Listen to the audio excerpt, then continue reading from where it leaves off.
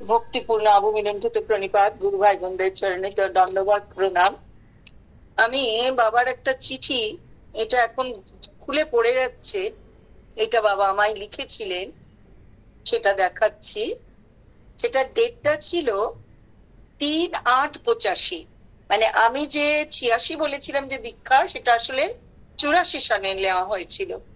বাবা লিখছেন, স্নেহের মা ও বাবা, শ্রী শ্রী বাবা বিশ্বনাথের মহা আশীর্বাদ তোমাদের উপর বর্ষিত হোক। তোমরা পুজোর সময় আমার কাছে কয়েকদিনের জন্য আসিও। তোমরা কবে বেনারস পৌঁছাইবে জানাইও। আমি 6 সেপ্টেম্বর শিলিগুড়ি পৌঁছাইব।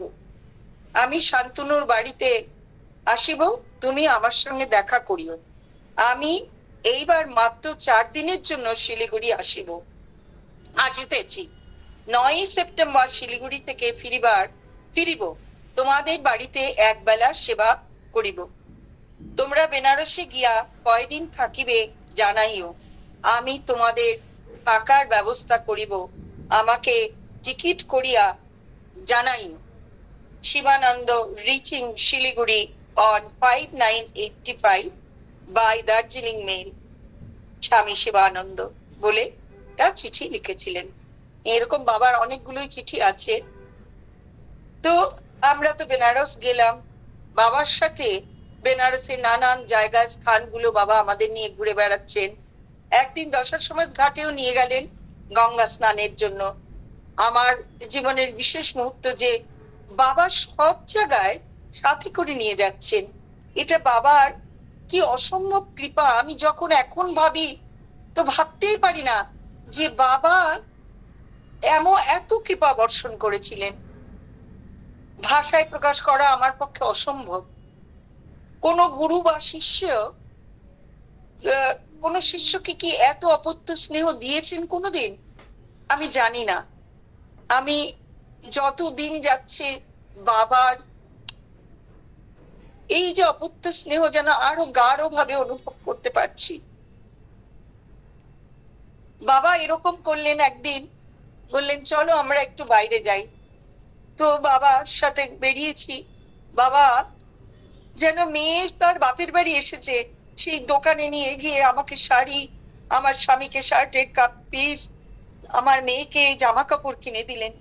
এ কি, বাবাকে কোনো কিছু বলতেও আমি সুযোগ পাচ্ছি না যে বাবার এই যে আশীর্বাদ, এ কি আমার পূর্বজন্মের সুফলের কর্ম।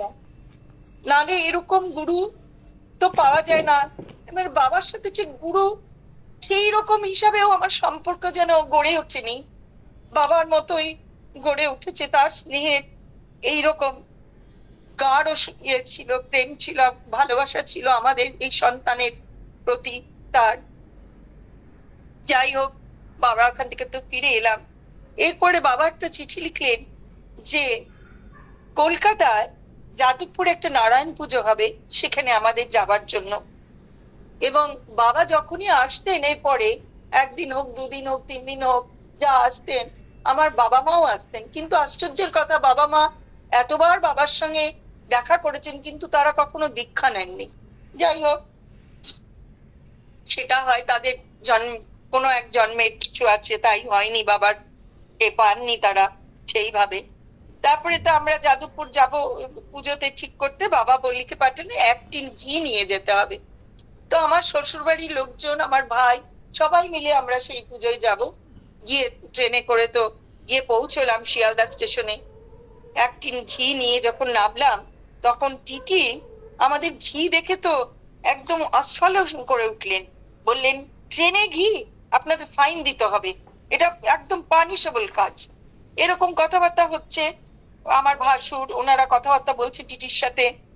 হ্যাঁ, তো বলছে এখান থেকে যখন আমরা দার্জিলিং মেলে উঠেছি তখনও কেউ প্রতিবাদও করেনি, কিছুই না, নিয়ে চলে এসেছি।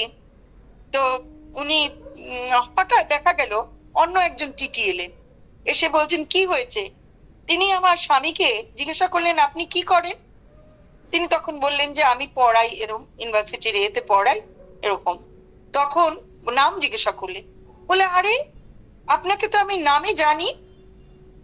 কি করে জানেন? না, ওনার ভাই ওই ফিজিক্স ডিপার্টমেন্টে পড়ে। তখন সেই মানে এটা বাবার একটা লীলা, উনি কি করে এলেন, বাবার অলৌকিক ঘটনা কৃপা। সে ভদ্রলোক তখন এলেন, এসে উনি বললেন আরে ছাড়ুন ছাড়ুন, ওনার প্রফেসর মানুষ, একদম ছেড়ে দিন। এই বলে উনি ওনার যে টিটি ছিল তাকে অনুনয় বিনয়, মানে ওনার আর অনুনয় করতে হলো না, উনি বললেন আরে ছাড়ুন, এ সমস্ত করবেন না, করে উনি ছেড়ে দিলেন। এটা বাবা, এ বড় একটা সমস্যা হতে চলেছিল, কিন্তু বাবা অলক্ষ্যে দাঁড়িয়ে সেই সমস্যা থেকে আমাদের মুক্ত করলেন। ভাববাই যায় না, সেই মুহূর্তটা কিন্তু আমাদের সবারই প্রচন্ড টেনশন, কি হবে এখন, কি করে যাব। যাই হোক, শেষ পর্যন্ত এ থেকে মুক্ত পেলাম। আমার বাবার কাছে যাওয়ার জন্য আমরা গেলাম, ওখান থেকে একটা হোটেলে উঠে ওখান থেকে ঘি নিয়ে বাবার কাছে গেলাম। আর বাবার সেই মুখে যে হাসি, সেই হাসি দেখে আমাদের মনে সবার যেন একটা তোলপাড় হলো, যেন স্বয়ং নারায়ণ সেই কৃপা করছেন। এখন বাবা তারপরে বসতে বলে ব্যস্ত হয়ে পড়লেন কাজে।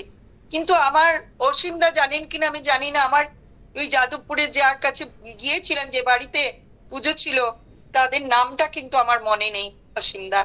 আমি সেই জন্য খুব লজ্জিত, খুব খারাপ লাগছে।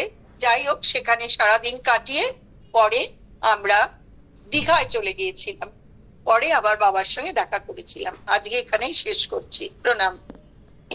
আদিপথে আমি মিন্টুকে প্রণিপাত, গুরু ভাই মন্দির চরণে দণ্ডবত প্রণাম। আগের দিনই বলেছি বাবার লীলা, বাবার কৃপা কিভাবে আমার উপর বর্ষিত হচ্ছে। স্বয়ং নারায়ণ কৃপায়,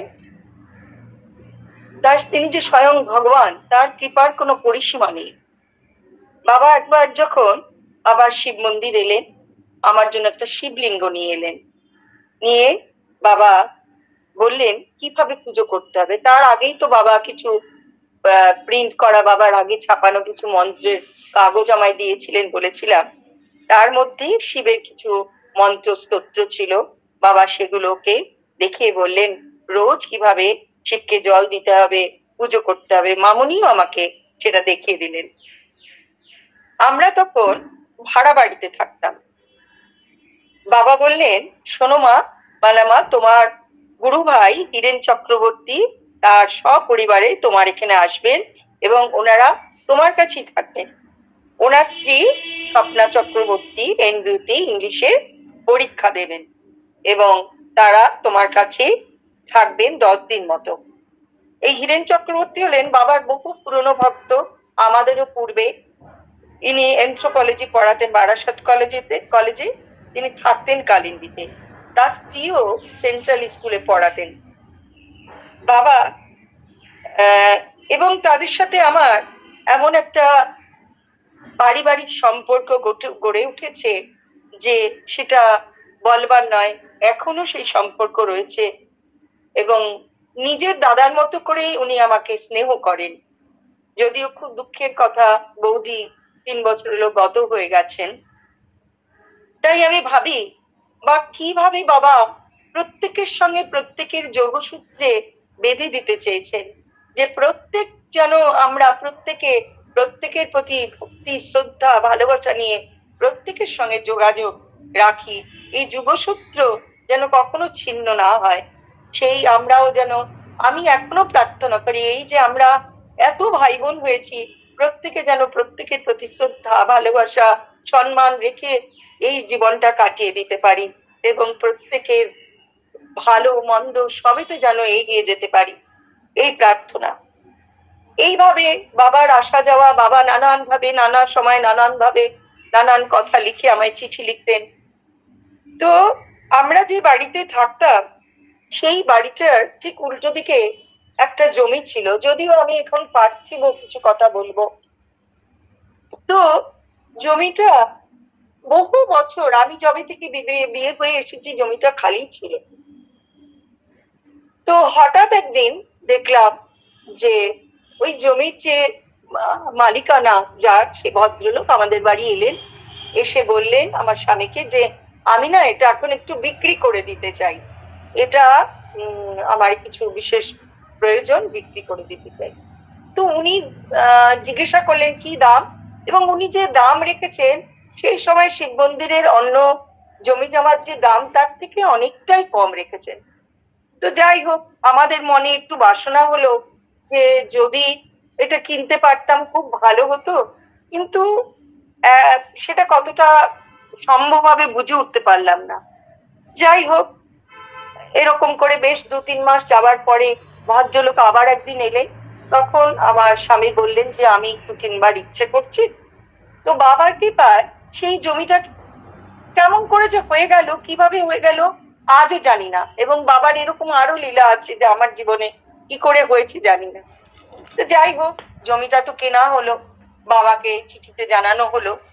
বাবা উচ্ছ্বসিত ভাবে চিঠিতে আশীর্বাদ করে পাঠালেন। বাবা এরপরে নানান ভাবে ব্যস্ত হতে থাকলেন, তার কৃপা সমস্ত জায়গায় বিস্তৃত করতে শুরু করলেন, এবং বাবা দেখলেন যে সকলকেই ঠিক পথে চালিত করতে হলে তাকে তো নানান জায়গায় যেতেই হবে। তাই বাবার আশাটাও ধীরে ধীরে কম হতে থাকলো। বাবা যখন ট্রেনে যেতেন এনজিপি হয়ে, বাবা তার আগে আমায় চিঠি লিখতেন, ট্রেনের নাম্বার, ট্রেনের নাম, কোন সময় এবং কতজন তার সঙ্গে আছে এবং আছেন, এবং তাদের সেবা দিতে হবে। বাবা কিন্তু বহু বছর ধরে আমাকে এইভাবে আশীর্বাদ করতেন, কৃপা করতেন। অনেকেই অনেকবার বলেছেন যে বাবা আমরা সেবা দিই। দেবাশিস দাও আমাকে সে কথা বলেন যে আমিও অনেকবার বাবাকে বলেছি, কিন্তু বাবা কখনো রাজি হননি। বাবা বলছেন না, মালামাই দেবেন। বাবা দেখেছেন যে আমি তো বাবার জন্য কিছু করতে পারি না, এইটুকুই যদি করতে পারি, এই যে ভক্ত সেবা এভাবে যদি করতে পারি, হয়তো আমার কিছু জীবনে উন্নতি হবে। সেই ভেবেই বাবা বোধহয় এটা আমার উপরেই ন্যস্ত করেছিলেন। এইভাবে তো বাবার সঙ্গে চলেছে। হঠাৎ দেখলাম যে কারণেই হোক আমার সংসার জীবনে ব্যস্ততায় আমি অনেকটাই ব্যস্ত হয়ে পড়লাম, কিন্তু হঠাৎ দেখলাম বাবার কৃপায় আমার জীবনে একটা আমূল পরিবর্তন হলো। সেটা কি না, আমার জীবনে একটা মহান সুযোগ এলো, যেটা হলো আমি থেরাপিস্ট হওয়ার জন্য একটা জায়গায় আমি অ্যাপ্লাই করেছিলাম শিক্ষার জন্য। সেটা আমার মঞ্জুর হয়েছে এবং আমি সেটার জন্য সুযোগ পেয়েছি, এবং আমি প্রথমে সেটা শেখার জন্য কলকাতা, দিল্লি, বিদেশে গেলাম, নানান ভাবে নানান ট্রেনিং নিয়ে এলাম।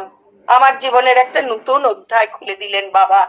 বাবা যখন একবার এলেন তখন বাবা এ কথা শুনে এত আনন্দিত হলেন এবং উনি আশীর্বাদ করলেন যে জীবনে তুমি বড় হও। এই যে বাবার আশীর্বাদ, এলেন কিন্তু শিব মন্দিরে এলেন না, উনি ট্রেনে করে যাচ্ছিলেন। আর আমরা ট্রেনে করে যখনই যেতেন বাবা, আমরা তো স্টেশনে যেতাম, বাবা সব শুনলেন, দাঁড়িয়ে দাঁড়িয়ে অনেকটা কথা বললেন, করে এবার সেইবার তো চলে গেলেন। তারপরে বাবা অনেকদিন পরে এলেন, এসে সে শিশির চক্রবর্তীর বাড়িতে উঠলেন। উঠে পরের দিন আমার কাছে এলেন, আমিও গেলাম বাবার কাছে। বাবা বললেন আমি কাল সকালে যাব। তো বাবা এলেন, এসে বাবা জমিটা ভালো করে দেখলেন, দেখে বললেন কাল সকালবেলায় আমি তোমার ভিত পুজো করে দেব। বাবা নিজেই বললেন, এবং বাবা নিজে দাঁড়িয়ে থেকে সমস্ত বাজার করে নিজে পুজো করলেন, এবং সেই ছবিও রয়েছে। বাবা কি সুন্দর করে পুজো করছেন, মামুনি, আমি, বাবা আর আমার স্বামী আর আমার মেয়ে, এই কজনে মিলে বাবা ভিত পুজো করে দিলেন। সেইবার ভিত পুজো করার 2 দিন বাদেই বাবা আবার চলে গেলেন কলকাতায়। তারপরে তো বাবার সঙ্গে আবার অনেকদিন আমার কোনো যোগাযোগ নেই, এইভাবে শুধু চিঠির মাধ্যম। ঠিক আছে, আজ এখানেই শেষ করছি। বাবার চরণে শতকোটি প্রণাম